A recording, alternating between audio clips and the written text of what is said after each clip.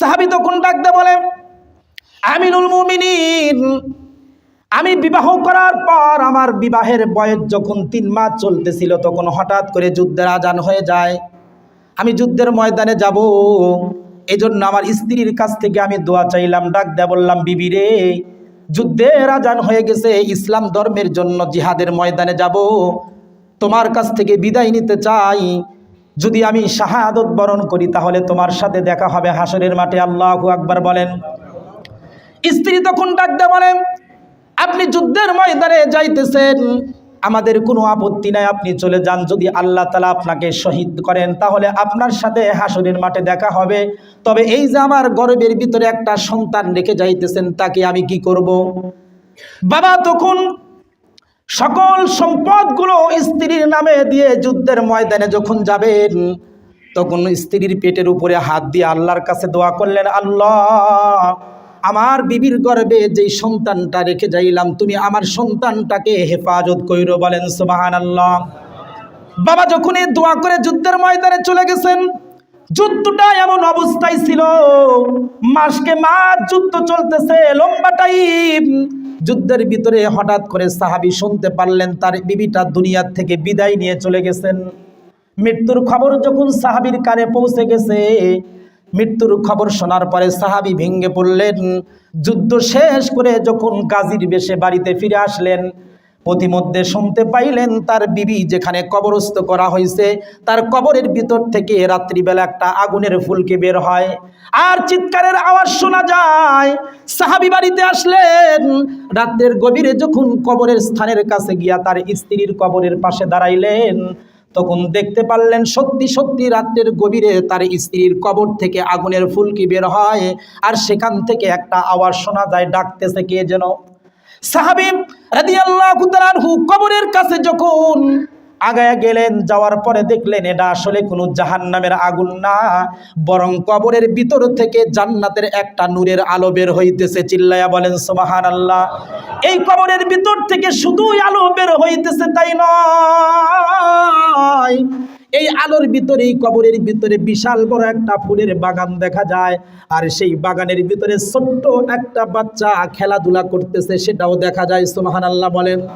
এবার সাহাবী যখন কবরের নিকটে চলে গেছেন, কবরের ভিতরে যখন তাকাইছেন, তার ভিতর থেকে তার স্ত্রীর কণ্ঠে কে যেন ডাক দেয়া বলতেছে, স্বামী, দীর্ঘদিন আগে আপনি আপনার সন্তান আমার গর্ভের ভিতরে রাইখা যুদ্ধের ময়দানে চলে গেছিলেন। আপনি আল্লাহর কাছে দোয়া করছিলেন, আল্লাহ, তুমি আমার সন্তানটারে হেফাজত কইরো। আমার মৃত্যু হয়ে গেছে, সন্তান তখন আমার গর্ভে ছিল, সন্তান জন্মগ্রহণ করে নাই, কিন্তু সন্তান গর্ভে নিয়ে মৃত্যুবরণ করার পর এলাকাবাসী যখন আমাকে কবরস্থ করেছে, আল্লাহ পাক আপনার সন্তানটারে মারেন নাই, ওই সন্তানটারে আমি মৃত মায়ের গর্ভের ভিতরে আল্লাহ হেফাজত করছে। বলেন সুবহানাল্লাহ। এরপরে সন্তানের বয়স যখন 10 মাস 10 দিন হয়ে গেছে, আল্লাহ পাক রব্বুল আলামিন ফেরেশতাদের মাধ্যমে আমার গর্ভপাত করেছে এবং ফেরেশতারা নিজের হাতেই আপনার সন্তানটাকে কবরের ভিতরে লালন পালন করছে। বলেন সুবহানাল্লাহ। এরপরে সন্তানটা আমার কাছে লালিত পালিত হইতেছে, আর প্রত্যেক দিন কবরটা যখন একটু ফাঁকা হয়ে যায়, আল্লাহ পাকের মেহেরবানিতে জান্নাতের আলো যখন উপর দিকে ওঠে, সেই আলোর সাথে আমার ডাকটা ভেসে ওঠে। আমি আপনাকে ডাকতে থাকি, ও স্বামী গো, কই আছেন? আসেন আসেন, আপনার সন্তানটা আপনি নিয়ে যান। আজকে আপনি আসছেন, আপনার সন্তানটা আপনার কাছে দিয়ে দিলাম। এই জান্নাতি ফেরেশতাদের হাতে লালিত পালিত সন্তানটা স্ত্রী স্বামীর হাতে দেওয়ার পর আবার কবরটা অটোমেটিক বন্ধ হয়ে যায়। এরপরে সন্তানটা বাবা লালন পালন করতে থাকে, কিন্তু সন্তান নিয়ে যখন বাবা কবরস্থানের কাছ থেকে আসতেছেন, এরপরে আরেকটা আওয়াজ শুনতে পায়। আওয়াজটা হলো এরকম, কে যেন ডাকতে বলতেছে, স্বামী রে, তুমি তোমার সন্তানের জিম্মাটা আল্লাহ পাক রব্বুল আলামিনের হাতে দিয়ে দিয়েছিল আর বলছিল, আল্লাহ আমার সন্তানটারে হেফাজত কইরো। এজন্য আল্লাহ তোমার সন্তানটারে হেফাজত করছে। কিন্তু যুদ্ধের ময়দানে যাওয়ার আগে সন্তানের সাথে সাথে স্ত্রীর জিম্মাদার যদি তুমি আল্লাহর হাতে দিতা, তাহলে স্ত্রীটাও মৃত্যুবরণ করতো না, স্ত্রীটাকেও তুমি জীবিত অবস্থায় ফিরে পাইতা। বলেন সুবহানাল্লাহ। এই সন্তানটাকে সাহাবী লালন পালন করে যখন বড় হয়ে গেছে, সন্তানকে সঙ্গে নিয়ে যখন হযরতে ওমর রাদিয়াল্লাহু তাআলা আনহুর দরবারে গেছেন, ওমর রাদিয়াল্লাহু তাআলা আনহু জিজ্ঞাসা করার পরে সাহাবী এই ঘটনা বর্ণনা করে বলে, আমিরুল মুমিনিন, এই সন্তানটা হলো আমার সেই সন্তান যাকে আমি কবরের ভিতর থেকে পেয়েছি। বলেন সুবহানাল্লাহ। এই জন্য আমার সন্তান হুবহু আমার ফটোকপি, আমার চেহারা যেরকম আমার সন্তানের চেহারা ওরকম, আমার কণ্ঠ যেরকম আমার সন্তানের কণ্ঠটাও একই রকম, আমার আমল আখলাক যেই রকম আমার সন্তানের আমল আখলাক ঠিক একই রকম। সুবহানাল্লাহ। আল ইয়াউমা আকমালতু লাকুম দীনাকুম ওয়া আতমামতু আলাইকুম নি'মাতি ওয়া রাদিতু লাকুমুল ইসলাম দীনা। কিয়ামত পর্যন্ত পৃথিবীতে আনেওয়ালা সকল মানুষের জন্য আমি আল্লাহ তাআলা ইসলাম ধর্মকে পরিপূর্ণ করে দিলাম। সুবহানাল্লাহ। এই পরিপূর্ণ শব্দের অর্থটা সর্বপ্রথম আমাদেরকে বুঝতে হবে যে পরিপূর্ণ বলতে কি বোঝায়। আল্লাহ পাক রব্বুল আলামিন আমাদের নবী, শেষ নবী, শ্রেষ্ঠ নবী জনাবে মুহাম্মাদুর রাসূলুল্লাহ সাল্লাল্লাহু আলাইহি ওয়াসাল্লাম দুনিয়াতে আসার পূর্বে আল্লাহ তাআলা যত নবী এবং রসুলকে দুনিয়াতে পাঠাইছিলেন, 1 লক্ষ মতান্তরে 2,24,000 নবী আর রাসূল, প্রত্যেকটা নবীর মাযহাব, প্রত্যেকটা নবীর ধর্ম ছিল পূর্ণ, কিন্তু পরিপূর্ণ ছিল না। পূর্ণ আর পরিপূর্ণর ভিতরে পার্থক্য কি খুব খেয়াল করবেন। আদম আলাইহিস সালাম দুনিয়াতে আসছেন, আল্লাহ তাআলা তাকে যেই ধর্ম দিছেন আর যেই মাযহাব দিছেন, আদম নবী যতদিন পর্যন্ত দুনিয়াতে ছিলেন ততদিন পর্যন্ত তার মাযহাব দুনিয়াতে চালু ছিল। আদম নবী দুনিয়ার থেকে চলে গেছেন, অন্য কোনো নবী হজরতে মুসা আলাইহিস সালাম দুনিয়াতে আসছেন। তো মুসা আলাইহিস সালাম আসার পরে আদম আলাইহিস সালামের ধর্মকে, তার মাযহাবকে আল্লাহ তাআলা ব্রান্ড করে দিয়েছেন। মুসা আলাইহিস সালামের মাযহাব চালু হয়ে গেছে। মুসা আলাইহিস সালাম দুনিয়াতে যতদিন পর্যন্ত জীবিত ছিলেন তার নিয়ম কানুন, তার মাযহাব দুনিয়াতে চালু ছিল। ইব্রাহিম পয়গম্বর দুনিয়াতে আসছেন, তার আসার মাধ্যমে মুসা আলাইহিস সালামের শরীয়ত বাতিল হয়ে গেছে। ঠিক ওই রকমভাবে প্রত্যেকটা নবীর খাতিরে একই হিসাব। এই জন্য এক নবীর থেকে আর এক নবী, ওই নবীর থেকে আর এক নবী পর্যন্ত যখন যেই নবীকে দুনিয়াতে পাঠানো হয়েছে ওই সময় সেই নবীর মাযহাব, সেই নবীর শরীয়ত পূর্ণতা ছিল, অপূর্ণতা ছিল না। যখন যা দরকার ছিল সেটাই আল্লাহ তাআলা নাজিল করে দিতেন। কিন্তু সমস্ত নবী দুনিয়ার থেকে বিদায় হয়ে চলে গেছেন, শেষ নবী হিসাবে আল্লাহ তাআলা আপনার আমার নবী জনাবে মুহাম্মাদুর রাসূলুল্লাহ, সকলে বলি সাল্লাল্লাহু আলাইহি ওয়াসাল্লাম, তাকে আল্লাহ তাআলা দুনিয়াতে পাঠাইছেন শেষ নবী হিসাবে। শেষ নবী শব্দের অর্থ কি? তার মানে হলো আমাদের নবীর পরে কিয়ামত পর্যন্ত পৃথিবীতে আর কোনো নবী আসবে না, আর কোনো নবী আসবে না, নতুন করে কেউ নবী হবেও না। মাঝখানে একটা কথা হলো যে আমরা বিভিন্ন হাদিসে দেখি যে কিয়ামতের আগে আল্লাহ তাআলা ঈসা আলাইহিস সালামকে দুনিয়াতে আবার পাঠাবেন। কথাটা 100% সত্য, কোনো সন্দেহ নাই। তাহলে ওই কথার সাথে এই কথার একটু বিরোধ দেখা যায় যে আল্লাহ তাআলা, আল্লাহ রসুল বললেন আমার পরে কোনো নবী নাই, আল্লাহ তাআলাও বললেন এটাই হলো শেষ নবী। তাহলে আমাদের নবীর পরে আবার ঈসা আলাইহিস সালাম দুনিয়াতে আসবেন, তাহলে শেষ নবী আমাদের নবী কেমনে হলো? একটা প্রশ্ন আছে, এটা বোঝার বিষয়। এই প্রশ্নটা বোঝার জন্য সহজ একটা উদাহরণ দিলে খুব ভালো করে বুঝবেন। আপনার বাড়িতে আপনি অসুস্থ হয়ে গেছেন, অসুস্থ হওয়ার পরে আপনার চিকিৎসার জন্য একটা ডাক্তার আসছে, খুব ভালো করে বুঝেন। এই ডাক্তারটা আপনার চিকিৎসা করছে, করার পরে আপনার রোগ নির্মূল হয় নাই।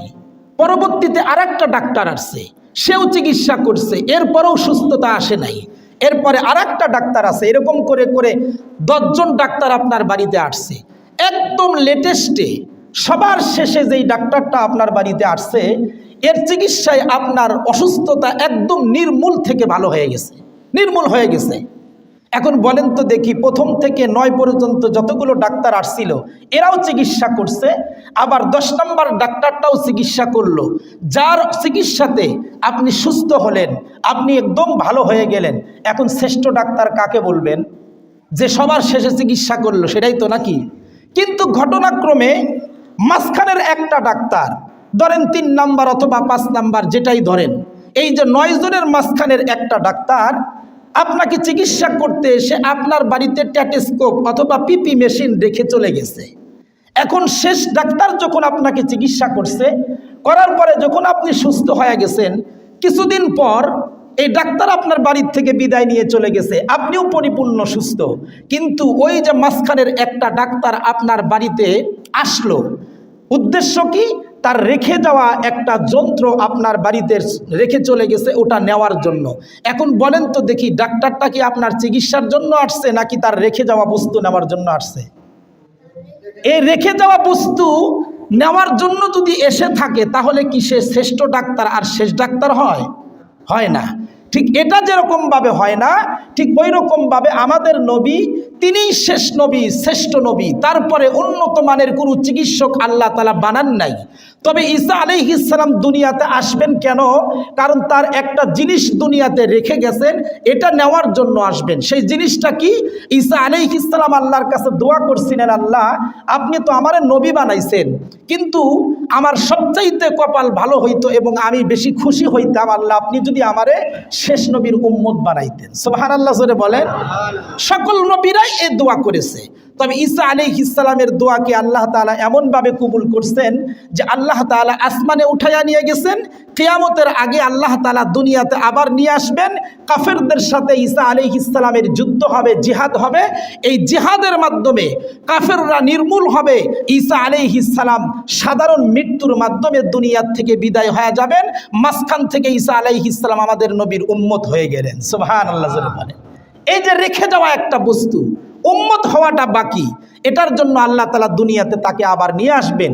এই নিয়ে আসার কারণে কি শেষ নবী আর শ্রেষ্ঠ নবী হয়? হয় না। তাহলে কি আমাদের এই প্রশ্নটা জটিল যেটা ছিল, এটা তো বুঝতে পারলাম যে ঈসা নবী আবার দুনিয়াতে কেন আসবেন, আর আমাদের নবীর পরে যদি ঈসা নবী আসেন তাহলে তিনি শ্রেষ্ঠ নবী হলেন না কেন, শেষ নবী হলেন না কেন? তো যাই হোক, আমাদের নবী হলেন শেষ নবী, শ্রেষ্ঠ নবী। আমাদের নবী আসার পরে আল্লাহ তাআলা ইসলাম ধর্মকে পরিপূর্ণ করে দিয়েছেন। পরিপূর্ণতার অর্থ কি? তার মানে কিয়ামত পর্যন্ত যেহেতু কোনো আর নবী নাই, আর কোনো মাযহাব দুনিয়াতে আসবে না, এটাই শেষ নবী, কিয়ামত পর্যন্ত চলবে এই নবীর মাযহাব। সেই খাতিরে আল্লাহ তাআলা আমাদের নবীর উপরে একটা কিতাব নাজিল করলেন, যেই কিতাবের নাম হলো কোরআনুল কারীম। এই কোরআনুল কারীম এমনই একটা কিতাব আল্লাহ তাআলা একে বানাইলেন, আর আমাদের নবীকে এমন শ্রেষ্ঠ নবী বানাইলেন যে কিয়ামত পর্যন্ত মানুষের ইসলাম ধর্মের যত রকমের সমস্যা হবে, সব সমস্যার সমাধান আল্লাহ তাআলা এই কোরআনের ভিতরে অগ্রিম দিয়ে দিয়েছেন। সুবহানাল্লাহ জোরে বলে। এই জন্য আর কোনো নবীর প্রয়োজন হবে না। এই জন্য আমাদের নবীকে আল্লাহ তাআলা জাওয়ামিউল কালিম দান করছেন, মানে এমন একটা জিনিস যেখান থেকে শুধু বের হয়, কখনো শেষ হয় না। সুবহানাল্লাহ। আমাদের বাংলাদেশে গ্যাসের খনি আছে না, যত উত্তোলন করতেছে ততই বাড়তেছে, শেষ হয় না কখনো। ঠিক ওই রকমভাবে আল্লাহ তাআলা আমাদের নবীকে যে কালাম দিছেন, যে কিতাব দিছেন কুরআনুল কারীম, এই কিতাবটা এমনই একটা কালাম, এখান থেকে মানুষ গবেষণা করবে, ইজতিহাদ করবে, মুজতাহিদরা এখান থেকে মাসআলা বের করতে থাকবে, নতুন নতুন সমস্যা আসবে, সেই সমস্যার সমাধানগুলো কোরআনের ভিতরে কিয়ামত পর্যন্ত খুঁজে পাবে। সুবহানাল্লাহ।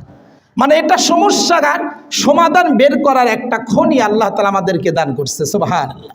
সেই কোরআনের ভিতরে আল্লাহ পাক রব্বুল আলামিন বলেন, আল ইয়াউমা আকমালতু লাকুম দীনাকুম, আমি তোমাদের জন্য পরিপূর্ণ করে দিলাম ইসলাম ধর্মকে। সুবহানাল্লাহ জোরে বলেন।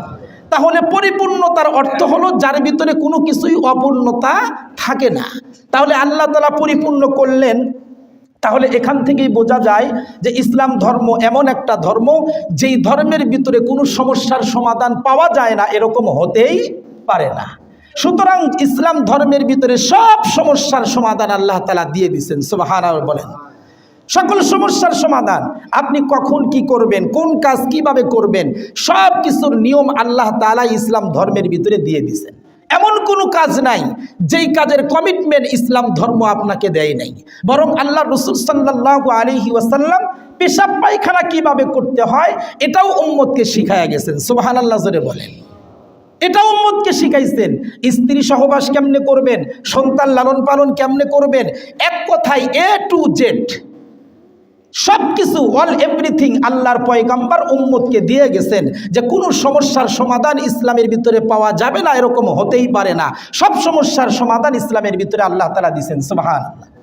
তবে ইসলাম ধর্মটা এমন নয় যে শুধু মানুষকে ইবাদত করার কথাই বলছে। মুসলমানদের আনন্দ উল্লাস ফুর্তি করার কোনো নিয়ম আল্লাহ তাআলা আমাদেরকে দেন নাই এমন নয়, বরং আল্লাহ তাআলা আমাদেরকে কিছু কিছু দিন এমন দিয়েছেন যেই দিনগুলোতে আল্লাহ তাআলা মুসলমানদের আনন্দ উৎসব পালন করার দিন হিসাবে আল্লাহ তাআলা নির্ধারণ করে দিয়েছেন। সুবহানাল্লাহ বলেন। যেমন আল্লাহ তাআলা মুসলমানদেরকে দুইটা ঈদ দিয়েছেন, ঈদুল আজহা এবং ঈদুল ফিতর। ঈদুল ফিতর এবং ঈদুল আজহা, ঈদ শব্দের অর্থই হলো আনন্দ। সুবহানাল্লাহ জোরে বলেন। ঈদ শব্দের অর্থই হলো খুশি।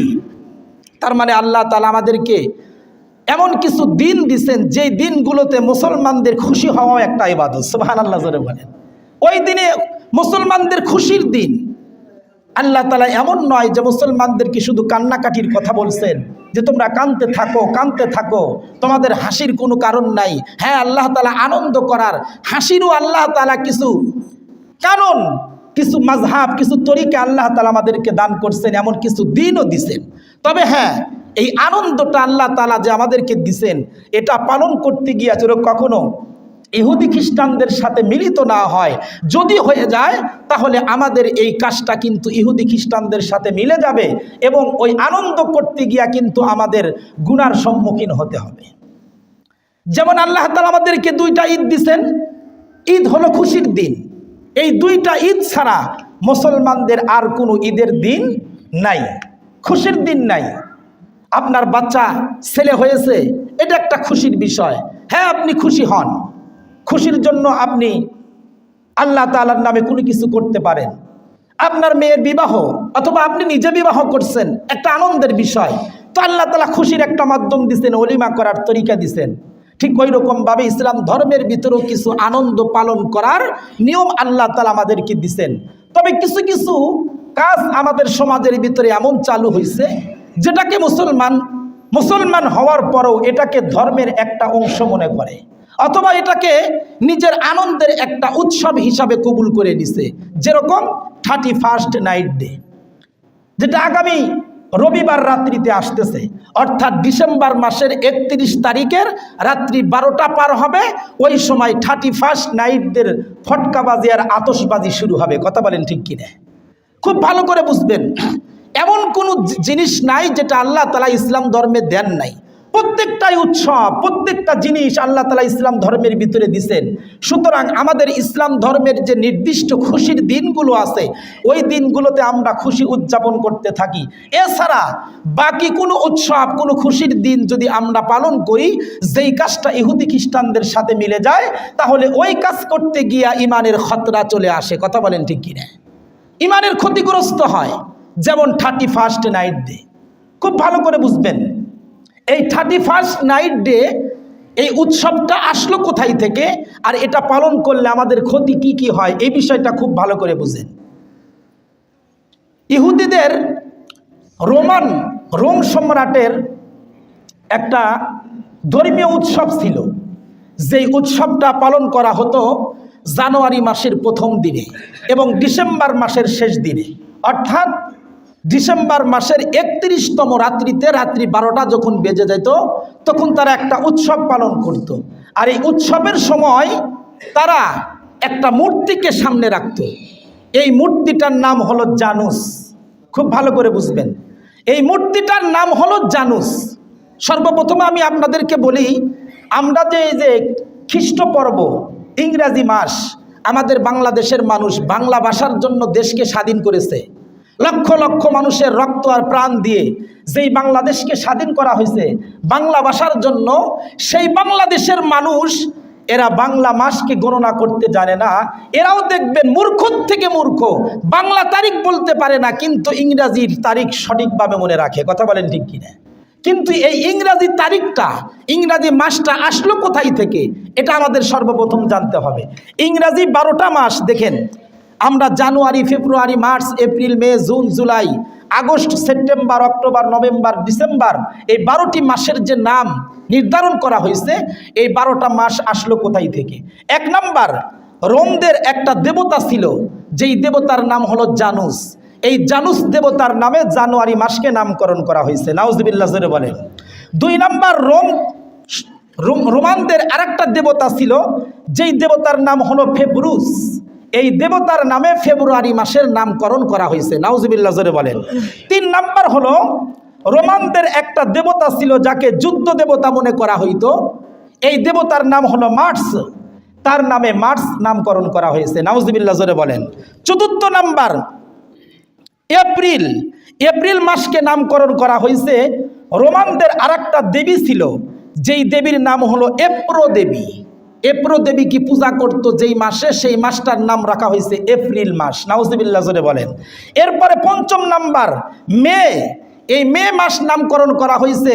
রোমানদের আরেকটা দেবতা ছিল, যেই দেবতাটা মহিলা ছিল, যার নাম ছিল মেইয়া, যাকে পূজা করা হইতো। এই মেইয়া দেবতার নামে নামকরণ করা হয়েছে মে। নাউজুবিল্লাহ বলেন। 6 নাম্বার হলো জুন, রোমানদের আরেকটা দেবতা ছিল, যেই দেবতার নাম হলো জুনু। এই জুনু দেবতার নামে জুন মাসের নামকরণ করা হয়েছে। এরপরে হলো জুলাই, জুলাই নামকরণ করা হয়েছে রোম সম্রাট, রোমদের একটা বাদশা ছিল রোম সম্রাট, যার নাম ছিল জুলিয়াস সিজার, যে সর্বপ্রথম ইংরেজি মাসকে গণনা করেছে। এই ব্যক্তির নামে এই মাসের নামকরণ করা হয়েছে জুলাই। এরপরে আগস্ট, এই জুলিয়াস সিজারের একটা স্ত্রী ছিল, যেই স্ত্রী পরবর্তীতে তার উত্তরসূরি হিসাবে তার গদি নিশীন হয়েছিল, যার নামে আগস্টের নামকে নামকরণ করা হয়েছে। ওই মেয়েটার নাম ছিল অগস্টাস, যার নামে আগস্টের নামকরণ করা হয়েছে। এরপরে নভেম্বর, ডিসেম্বর, সেপ্টেম্বর, বাকি কয়েকটা মাস এগুলো হলো ল্যাটিন ভাষা, অর্থাৎ ল্যাটিন ভাষাকে পরবর্তীতে সেপ্টেম্বর, অক্টোবর, নভেম্বর, ডিসেম্বর, এই 4টা মাসকে এই 12 মাসের ভিতরে গণনা করা হয়েছে। তার মানে সর্বপ্রথম এদের হিসাবে গণনা হিসাবে মাস ছিল মানে 10টা। পরবর্তীতে জানুয়ারি আর ফেব্রুয়ারি 2 মাসকে এর সাথে অ্যাডজাস্ট করে তারা 12 মাসে গণনা করছে। কিন্তু এই যে প্রথম মাস জানুয়ারি, এই জানুয়ারি মাস নামকরণ করার কারণে একটা বিশাল ইতিহাস, যে ইতিহাসটা আপনাদেরকে আমি বলবো, সেটা হলো ডিসেম্বর মাসের 31 তারিখে রাত্রি 12টার সময় তারা একটা মূর্তিকে সামনে রাখতো, যেই মূর্তির 2 পাশে 2টা মাথা থাকতো, একটা সামনে একটা পিছনে। ওই মূর্তিটার নাম হলো জানুস দেবতা। নাউজুবিল্লাহ বলেন। এই জানুস দেবতাকে সামনে রেখে তারা চতুর্দিকে নাচানাচি করত, গান গাইতো, ঢোল তবলা বাজাইতো, আর সামনের মাথায় একবার পূজা করত, পিছনের মাথায় একবার পূজা করত। আর এরা মনে করত যে পিছনের মাথাটা হলো অতীতের বছর, আর সামনের মাথাটা হলো সামনের বছর। নাউজুবিল্লাহ জোরে বলেন। পিছনের মাথাতে যদি ভোগ দেওয়া যায়, এ যদি খুশি থাকে, তাহলে আমাদের অতীতের বছর খুশিতে কেটে গেল, আর সামনের মাথায় যদি পূজা করি, তাহলে আগামী বছরটা আমাদের আরো ভালো কাটবে। নাউজুবিল্লাহ জোরে বলেন। সেই হিসাবে তারা সামনের বছরটা ভালো উৎসব আনন্দ ফুর্তিতে কাটানোর জন্য জানুস দেবতাকে সামনে রেখে রোমানরা পূজা করত যেই রাত্রিতে, যেই দিনটাতে। সেই দিন হলো ডিসেম্বরের 31 তারিখ রাত্রি 12টা এবং জানুয়ারির 1 তারিখ রাত্রি 12টা 1 মিনিট। এই দিবসটা তারা পালন করতেছিল। কিন্তু বড় দুঃখজনক বিষয় হলো, সেই দিবসকে, সেই জানুস দেবতার মূর্তি পূজাকে আজকে মুসলমানরা নিজেদের ধর্মীয় উৎসব হিসাবে পালন করে এই বাংলাদেশের লক্ষ লক্ষ কোটি কোটি যুবক আর যুবতীরা রাত্রের অন্ধকারে জেনায় লিপ্ত হইতেছে। কথা বলেন ঠিক কিনা? খুব ভালো করে বুঝবেন। সর্বপ্রথম এই ইতিহাস আমরা জানলাম, জানুয়ারি মাস নামকরণ করা হলো জানুস দেবতার নামে। আর জানুস দেবতা কাকে বলে? যার 2টা মাথা। যদি বিশ্বাস না হয়, যারা মোবাইল ফোন ব্যবহার করেন স্ক্রিন টাচ, তারা এই মসজিদ থেকে বের হওয়া অথবা এখনই আপনি গুগলে সার্চ দিয়ে জানুস লেখেন, দেখবেন 2 মাথাওয়ালা একটা মূর্তি বের হবে, এছাড়া আর কিছুই আসবে না। যদি না হয়, ইমামতি ছেড়ে দেব। আপনি সার্চ দিয়ে দেখেন। তো সম্মানিত উপস্থিতি, এই জানুস দেবতার নামে এই জানুয়ারি মাসের নামকরণ করা হয়েছে। দুঃখজনক বিষয় হলো, আজকে মুসলমান হিন্দুদের এই মূর্তিদের নামে যে মাসগুলো নামকরণ করা হয়েছে, সেই মাসের তারিখগুলো সঠিকভাবে খেয়াল রাখে। কিন্তু মুসলমান রক্ত দিয়ে, জীবন দিয়ে যেই দেশকে স্বাধীন করলো বাংলা ভাষার জন্য, সেই বাংলা ভাষার গণনা আমাদের কাছে নাই। কথা বলেন ঠিক কিনা? আরো বড় আশ্চর্যের বিষয় হলো, আমরা মুসলমান, আমাদের রাষ্ট্রীয় ভাষা, আমাদের ধর্মীয় ভাষা, আমাদের জান্নাতের ভাষা হলো আরবি। কথা বলেন ঠিক কিনা? এটা মুসলমানদের হৃদয়ের রাষ্ট্রের ভাষা।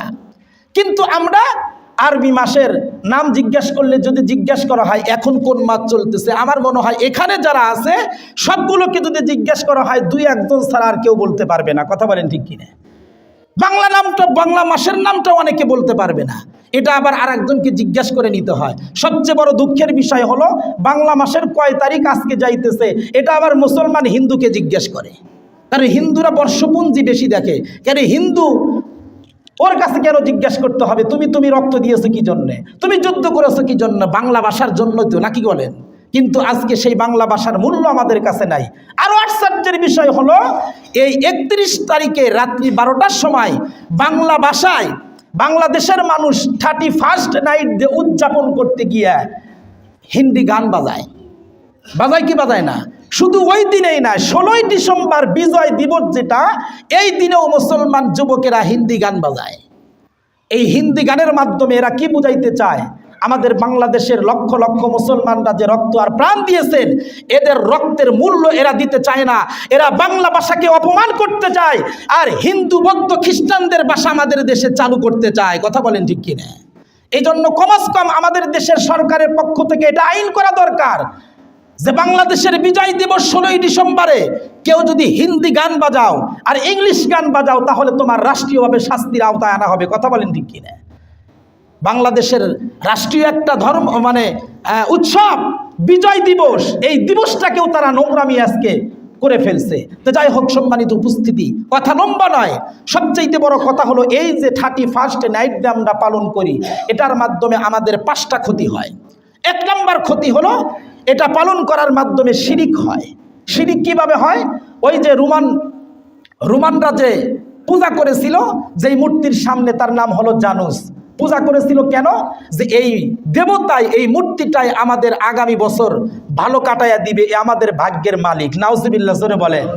তাহলে তারা ওটাকে ভাগ্যের মালিক মনে করে যে উৎসব পালন করত, আজকে মুসলমান তাদের সাথে সম্মিলিত হয়ে ওই উৎসবকে পালন করার অর্থ হলো যেই মুসলমানের যুবক ওটা পালন করে, সেও যেন ইনডাইরেক্টভাবে বুঝাইতে চাচ্ছে যে আমরাও এটা পালন করতে থাকি। আনন্দ করলে, উল্লাস করলে আজকের রাত্রিতে শেষ হবে আর জানুয়ারি শুরু হবে। শুরুতে যদি আনন্দ আর উল্লাস করতে পারি, আমাদের সারা বছরটা আনন্দে কাটবে। নাউজুবিল্লাহ। এটা যদি কেউ মনে করে তাহলে সে কুপুরি করে ফেলল।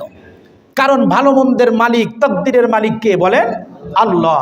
সমস্ত ভালো মন্দের মালিক হলেন আল্লাহ, তার কাছ থেকেই নির্ণয় হয়। সুতরাং আপনি গান আর উৎসব এগুলো আতশবাজি করে যদি মনে করেন আগামী বছর আমার ভালো কাটবে, এটার মাধ্যমে আপনি 1 নম্বর গুনাহ যেটা, এটা কুফরি করলেন। 2 নম্বর কবিরা গুনাহ। সবচাইতে বড় জঘন্যতম গুনাহ হলো শিরিক গুনাহ, যেটা আপনি করে ফেললেন, কুফরি করে ফেললেন।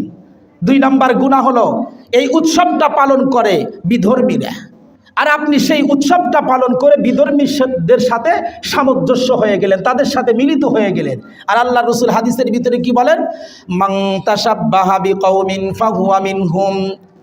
যেই ব্যক্তির কাজকর্ম, যার নীতি নৈতিকতা, যার কৃষ্টি কালচার, যার ধর্মীয় লালন পালন, সব কিছুর ভিতরে কোনো একটা যদি ইহুদি খ্রিস্টানদের সাথে মিলে যায়, তাহলে কঠিন কিয়ামতের ময়দানে ওই লোকটাকে যেই বিধর্মীদের উৎসবের সাথে, বিধর্মীদের কোনো নিয়ম নীতির সাথে মিলে যাইতো, তাদের সাথেই তার হাসর নাসর হবে। বলেন নাউজুবিল্লাহ।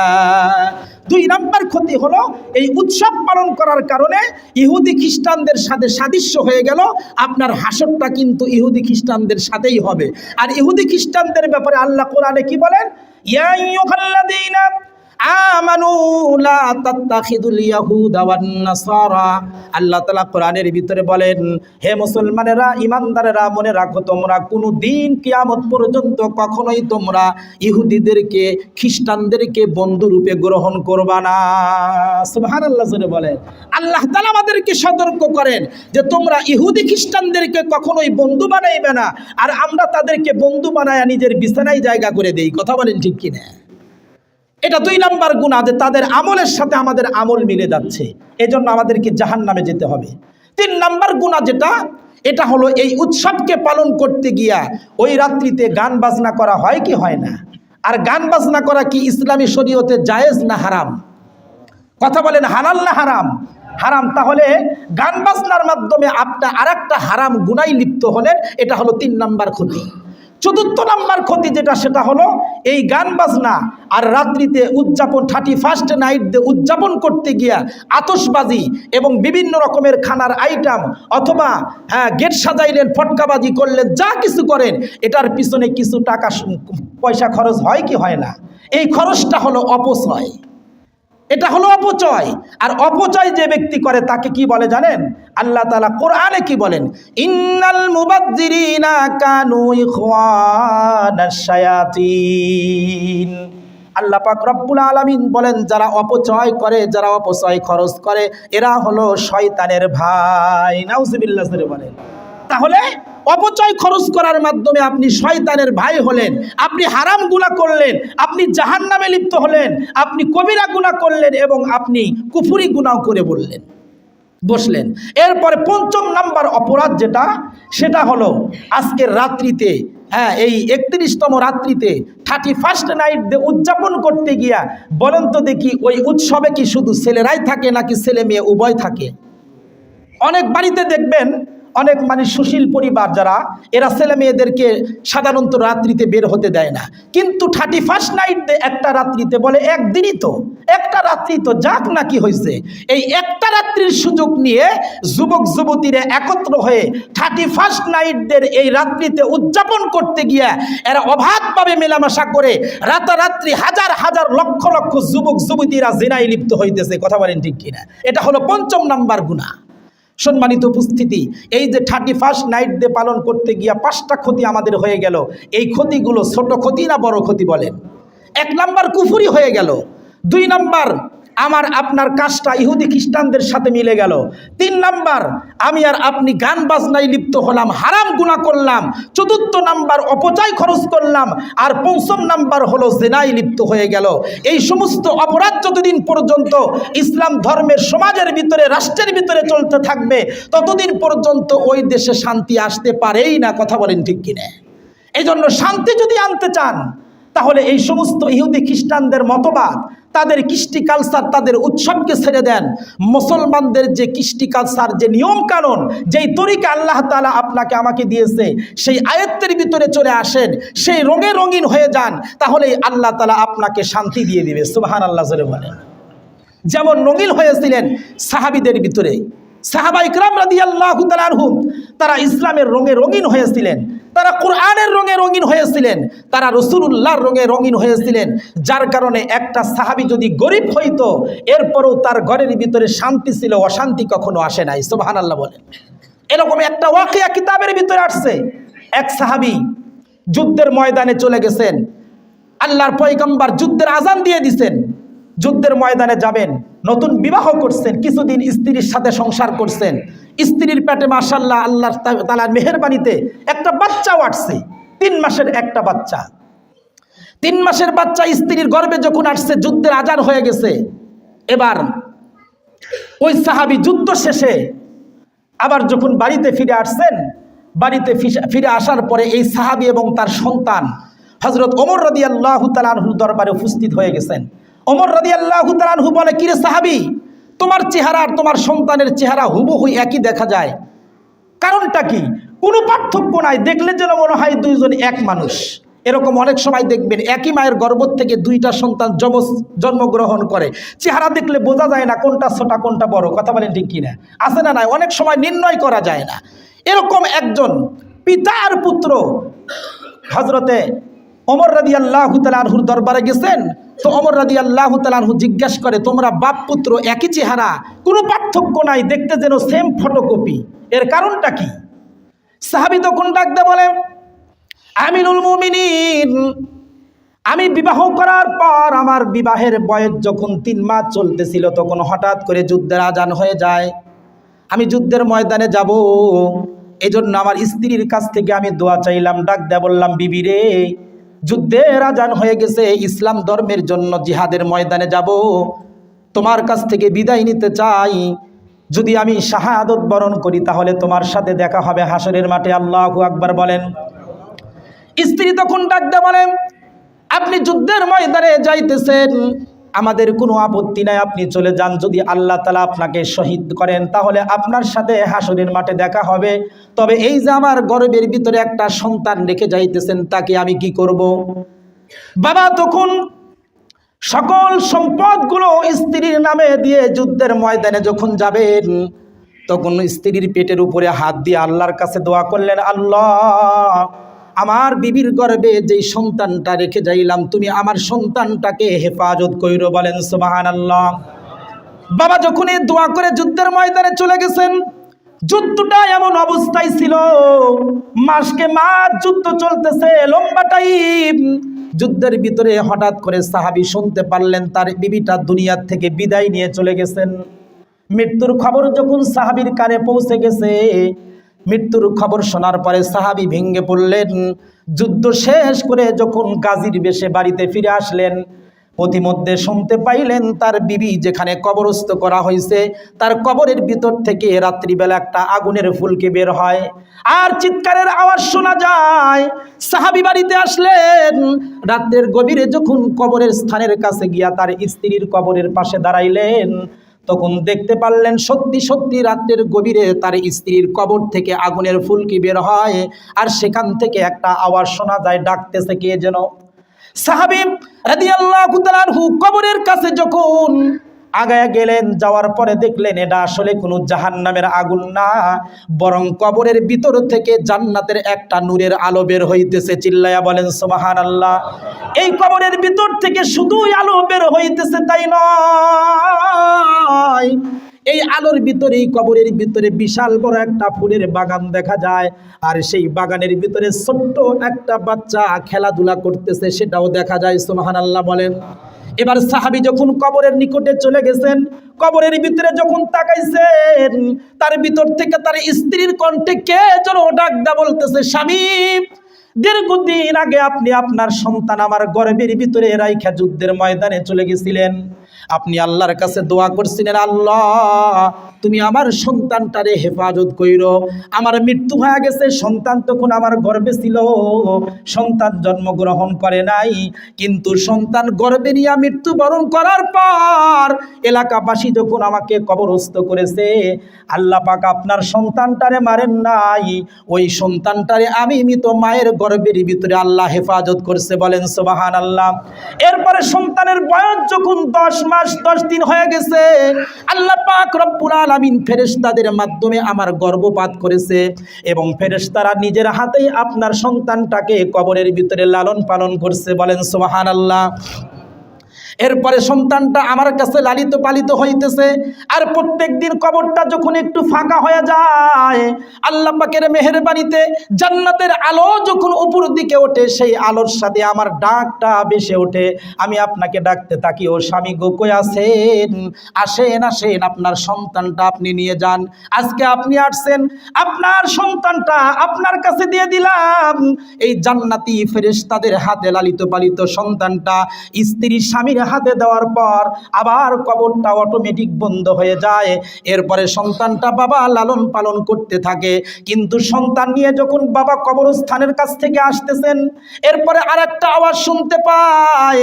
আওয়াজটা হলো এরকম, কে যেন ডাকতে বলতেছে, স্বামী রে তুমি তোমার সন্তানের জিম্মাটা আল্লাহ পাক রব্বুল আলামিনের হাতে দিয়ে দিয়েছিল আর বলছিল, আল্লাহ আমার সন্তানটারে হেফাজত কইরো।